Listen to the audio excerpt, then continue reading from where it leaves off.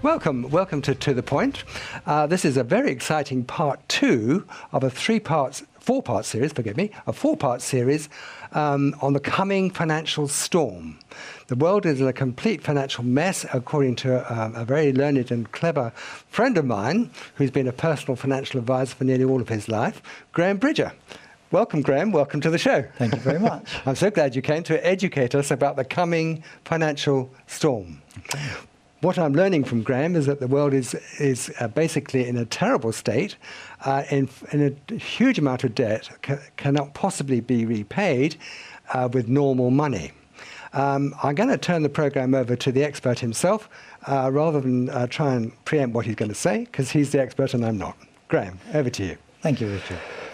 Well, I think, as I said in the first part, I'm trying to take people on a journey, and the journey is from what I call illusion to reality. We've lived in a world, I would say, in the last 40, 50 years, which is effectively an illusion. We've got used to a way of life, a standard of living, and a way of doing things, which has been brought on by a system which is unlikely to be able to carry on. And then we're moving into a world of reality, and that we're going to cover in the next part. And then finally, we're going to have to look at what are the choices that are open to all of us. So tonight, Richard, I want to try and talk about helping people to understand the level of debt. Right. Why are we in such huge amounts of debt all over the world? Right. People are almost becoming used to talking about being in debt, and it doesn't seem to cause anyone a problem anymore. So I want to pose the question, does it have to be that way? And I would say that we have lived in effectively an immoral and a crazy system. Right. And governments have constantly been saying that we need to have more growth. Right. You'll always hear that's what they constantly have to say. And I'm just likening this a little bit to the film The Matrix, for those of us that are old enough to remember it, where the chap was being asked, do you want to see the world of reality, or do you want to continue to live in the illusion? And he had to take a red pill or a blue pill, and he had to choose. And he said, well, I'm going to choose the blue pill, I think it was, which was allowing himself to go into the world of reality and seeing what was really involved. And that's effectively what we've got to decide. And I think what viewers have got to decide is, do they want to look at the world of reality? So I think, first of all, maybe we ought to look at the first film, which is a clip that I've taken just briefly that talks about the position of the financial situation, particularly for the UK. Right. Could be about to change dramatically. How you store your money, where you plan to retire, the way you protect your family and home. All of these things, we believe, are under threat. We don't make this prediction lightly. We're simply following our research to its logical conclusion. As you'll see in this short film, we have uncovered an unsolvable problem at the heart of our financial system. We believe the outcome of this problem is inevitable, and the recession, joblessness, and instability you see right now is only the first stage of it. Many people think the slump we're in now is as bad as it will get, but the truth is, it's only the start. In fact, you'll certainly see the consequences of this deep-rooted problem unfold across the cities, towns, and villages of Britain. No one will escape the fallout. In all recorded history, no country has ever recovered from the financial position we find ourselves in today. No government has ever been able to reverse this trend. No emergency action has ever come close to a solution. This inescapable problem has only ever had one outcome: financial collapse. Britain is about to be flattened by a tidal wave of debt. It doesn't matter if you vote Conservative, Liberal, Labour, UKIP, or for no party at all. The facts are the facts. Our national debt is still growing at an incredible rate. Despite David Cameron's talk of austerity, he's going to add an estimated £700 billion to the national debt in just 5 years. That's more than Tony Blair and Gordon Brown added to the national debt in 11 years. It's more than every British government of the past 100 years put together. The fact is, when you look at our finances as a whole, the coalition isn't cutting anything. State spending is going up, our national debt is going up, and our interest payments are going up. By the next general election in 2015, our national debt is estimated to stand at almost £1.4 trillion. It's clear our public finances are in an enormous mess. Anyone can see that. And to some extent, some politicians will admit it. But add in our financial, personal and private debts, and an even darker picture emerges.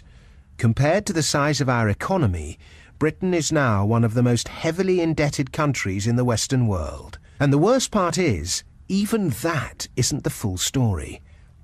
Because when you add in all of Britain's unfunded obligations, promises the government has made on things like public sector pensions, our debts swell to 900% of our economy. That's right. When you add everything up, we owe 9 times what our entire economy is worth. Our political leaders still like to see Britain as a world power. But let's not delude ourselves. It's clear to see we're totally broke. It doesn't matter which set of figures you use or which way you look at Britain's debts. We're merely talking about different shades of disaster here. A country can either pay back its debts or it can't, and it's very clear to us that Britain can't. Welcome back to the point. This is not happy viewing in some ways, but it's always best to be forewarned so we can take action before something happens. Now, that little clip you saw was produced by Money Week, which is one of the best-selling financial magazines in the UK. And I'm quite sure they didn't produce that lightly. They have a very good track record of predicting stock market crashes and housing crashes and all sorts of other things. And this is the most serious prediction they've ever made. So the problem is that the whole Western world, and the UK and the US in particular, are reeling in colossal amounts of debt. So that's why we have Graham Bridger, our financial advisor, who is qualified to talk about this. Please educate us more, Graham. Well, I think the biggest problem that we face, Richard, is that we've all somehow become used to being told that debt is okay. I can remember back in my days of the NatWest Bank, in fact Westminster Bank, when the first credit card was released and issued. And I remember them saying at the time that this is the most amazing advance in financial circles. And of course, when you think back on it, it was the introduction of something called credit, which somehow everybody sort of assumes is a good thing. And actually all they meant was, is this is going to help you get into more debt. So the truth is that people have no understanding of what debt means. And the other thing that I think we need to think about is that growth is something that has been talked about by all governments all the time. Whenever you switch the news on, you're going to hear politicians saying that we need growth. So we're all used to this idea of GDP, that's gross domestic product, how much we supposedly produce. That's how we measure our well-being. Well, I just want to give you an example, Richard, of just a way of thinking, because over the last few years, we've begun to talk of the words trillions. Yeah. Now, up until only the matter of the years ago, I don't think any of us had heard of a trillion. We might have heard the word million, and we've certainly heard the word billion, but we didn't hear trillion. So just to give you a little example, visually, if I had £1,000 note now, if we just take a simple £1,000 note, which doesn't exist, but let's just say we did, and I put them on the table, and I wanted to put £1 million on the table, how tall do we think that would be? It would be about 3.5 inches, right, something like that. If I wanted to put £1 billion on the table, that would grow from 3.5 inches to about height of 2 houses, say 60 feet. Right. And now if we wanted to put £1 trillion on the table, it grows from 60 feet to 65 miles. Ooh, gosh. That's the difference between talking £1 trillion and £1 billion. And so I think, whereas we've begun used to talking in trillions, it means that nobody can understand the reality of where we are. And so I've just made another small clip here, which I'm calling Unending Growth, which allows two people to speak. One is Dr. Chris Martinson, who was a Fortune 500 company director up until about 10 years or so ago. He's a scientist, and he discovered what was going on in the world and realized that it was impossible to carry on the way we were. And the other one is a Nobel Prize winning a guy called John Sulston, who was asked to do the 2012 People and the Planet report with a whole series of scientists and other people involved. So you'll just hear what they have to say about the situation. Thank you. I look forward to seeing that. It's my pleasure to be here today. I really want to thank everyone who made it possible for me to come and talk to you today. What we're going to do here today, I'm going to tell you a very big story. And this big story is going to widen up the view just a little bit further than we've heard so far. There's an incredible process unfolding before us right now. The title of my talk, Unfixable, I truly have come to the conclusion that there is going to be no way for us to return to what we might call normal.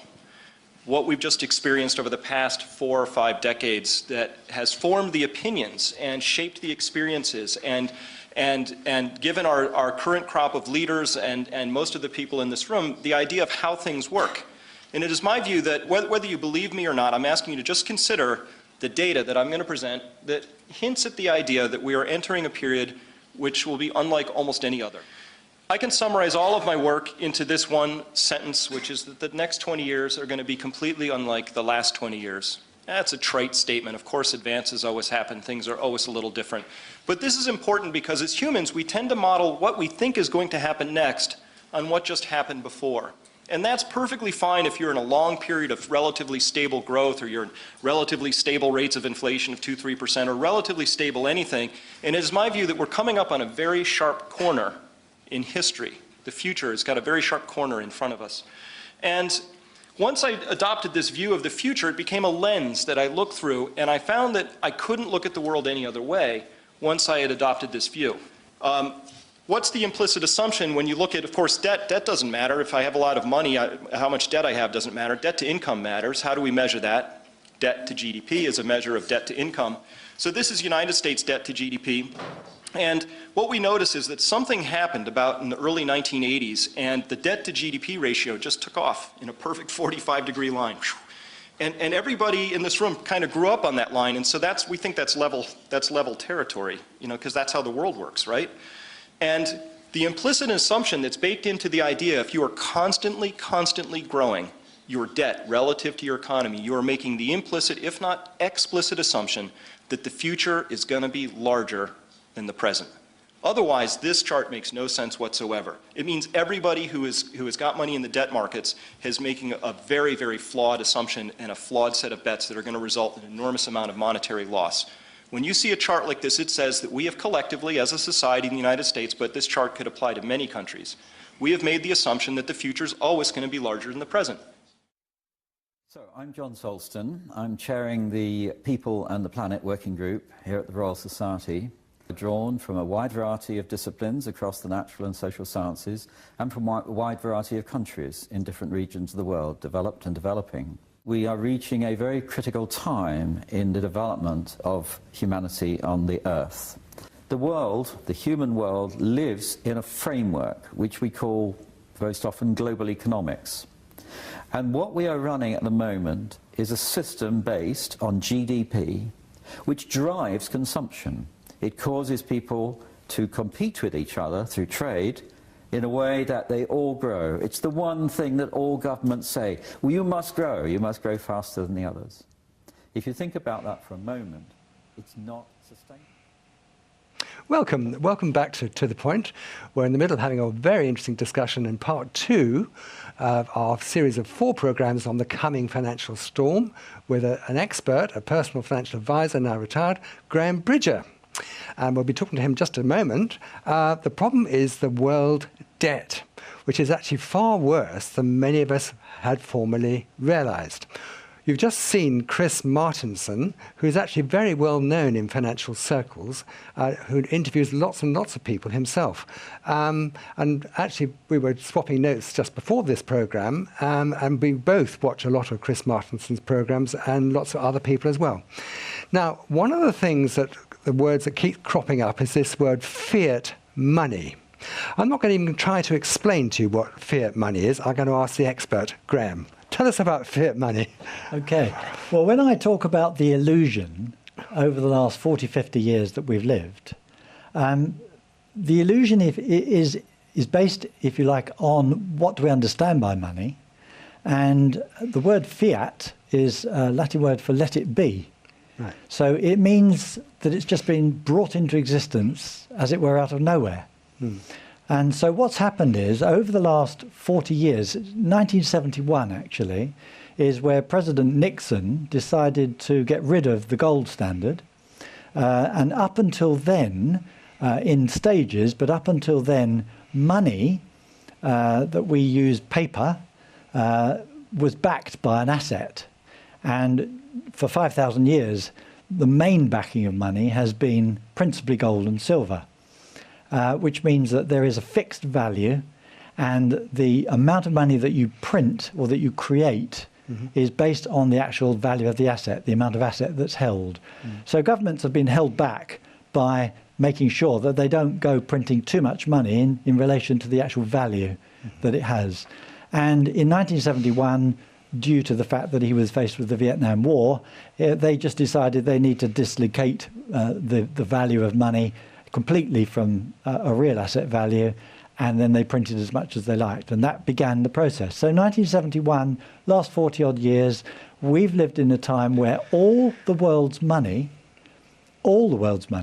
is now paper-based, which means it's based on no value underneath it whatsoever, apart from government promises.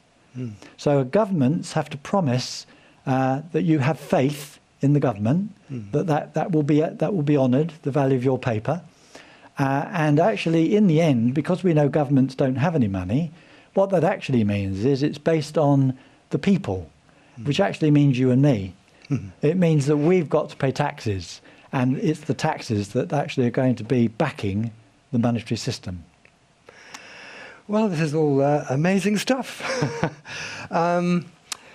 What we have here is Graham, who's a professional financial advisor, who's been in the banking and insurance business all his life, and a personal financial advisor for all of his professional life, but retired in 2008, I believe? 2008, yes. 2008, just when we'd had a financial crash, telling us that the world is in an impossible situation with basically false Mickey Mouse money. That's my words. It's not correct words. The correct word is fiat money, because it's not backed by anything.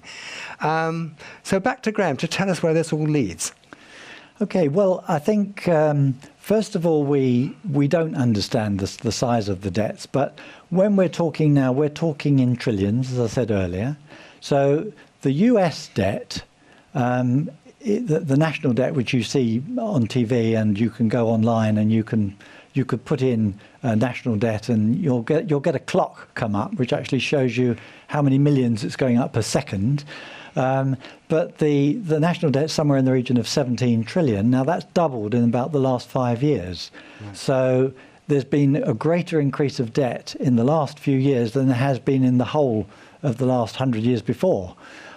So we are now facing an exponential curve. And when you saw Chris Martenson in that last video, he showed you what an exponential curve looks like, that it suddenly rises, and it's like the last minute. He gives a very interesting story about exponential debt, because the story is about if I took hold of you and I took you to a big stadium, let's say 100 feet or so high, a huge stadium, waterproofed it, took you to the top, the very top, and handcuffed you. And then we got a gentleman to go down into the bottom of the stadium with a little eyedropper. And every minute he's going to drop one drop into his palm of his hand. And he's going to double that every minute. Okay? How long do you think it would be before you drown? Now you can imagine the various answers that come, very difficult to work out. And then he gives the answer. And the answer was 50 minutes. Really? Because every minute, that's going to double. Yeah. So every minute, it's going to double what it was before. But what's more staggering is at what point do you think the stadium is filled at 45 minutes? And the answer is 3 feet. Gosh. So the stadium is only 3 feet deep after 45 minutes, and yet you're going to drown in the next 5. Yeah. Now that is what exponential growth does. It all happens in the last minute. Right. So what we're looking at is not just a question of governments increasing debt rapidly, although they keep trying to tell us that they are decreasing them. What we're also looking at is what's called unfunded debt. Right. And that is where the killer is, because unfunded debt is basically where governments have made promises, promises to the people, promises about what we can have in terms of pensions in the future, promises about our whole welfare state. And the truth is that none of that can be honoured, simply because the unfunded debts in America alone, somewhere in there estimated in 200 trillion. And if you look at which we can't cover today, but if we look at the massive debt that's on top of all of this, it's called derivatives. Right. And derivatives are basically financial instruments that have been sold right across the financial industry, right across the world. And a derivative is basically a product that's derived from another product, derived from another product, all linked to imaginary assets that don't exist. Right. And as long as we have faith that people can buy and sell and use those instruments, all goes on. But there's going to come a point, and I can't tell you when that's going to burst. Yes. And when that burst comes, it's going to flood the world system in such a way that it can't be honoured. And there's nothing that can be honoured about our future welfare state either, which is sad to hear, but that is the truth. So we've got millions of pieces of paper floating around the world. People believe that they own assets. We've got people believing that they own gold and silver and other commodities because they have bits of paper that tell them that they do. It's not backed by anything because we're losing all our gold effectively to the Far East. So the truth of the matter is we are living in a world of illusion. We're living in a world where people believe that they've got something, and we're heading towards a situation where they're going to discover that they haven't. Yes. And the ramifications of that are nothing short of huge for all of us, and hard to take because the debts that we face can never be repaid. Right. It's mathematically impossible. So we hear we're going to reduce the debt. They may well reduce the deficit, the annual deficit, by between what's bought and sold a little bit, and we hear David Cameron telling us that, but the impact that it has on our overall debt is nothing. It's just rising exponentially. That's the situation we're in, Richard. So it's a very, very frightening and alarming situation. I mean, just repeating just one of the things you said is that the US debt has doubled over the last 5 years. Is that right? Yes. And I assume something very similar in the UK. Is that right? Yes, it is effectively doing the same thing, but the numbers are very different. Yeah, of course the numbers are different, but effectively doing the same thing. Yeah.